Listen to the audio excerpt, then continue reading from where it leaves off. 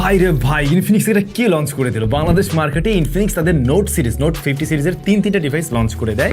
Infinix note 50, note 50 pro, note 50 pro plus. Infinix note 50 pro plus ফোনটা দেখতে যেমন সুন্দর, হ্যাঁ খুবই ইউনিক একটা ডিজাইন নিয়ে আসছে।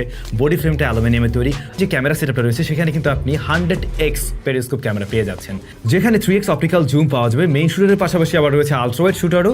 আবার এই ফোনটাতে খুব ভালো একটা প্রসেসর রয়েছে মিডিয়াটেক ডাইমেনসিটির, যার ফলে আপনি 120 FPS এ পাবজির মতো গেম এটাতে প্লে করতে পারবেন।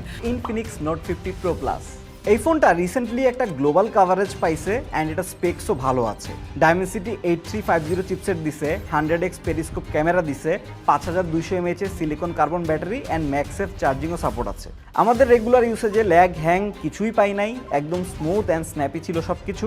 অ্যান্ড গেমিংয়ের কথা বললে আরও ভালো বুঝবেন, পাবজিতে 120 FPS সাপোর্ট আছে স্মুথ গ্রাফিক্সে। মানে গেমিংয়ের ক্ষেত্রে এই চিপসেটটা, এই ফোনটা আপনাকে প্যারা দিবে না, ভালোভাবেই গেমিং করতে পারবেন। যারা প্রিমিয়াম ফোন চান অফিসিয়ালি এবং প্রচুর প্রচুর ফিচার চান, ভালো ক্যামেরা চান, ব্যাটারি ব্যাকআপ চান, ভালো ভালো দেখতে একটা ফোন চান, তাদের জন্য আমার মনে হয় 50 থেকে 55 হাজার টাকার মধ্যে বেশ ভালো একটা অপশন হতে পারে এটা।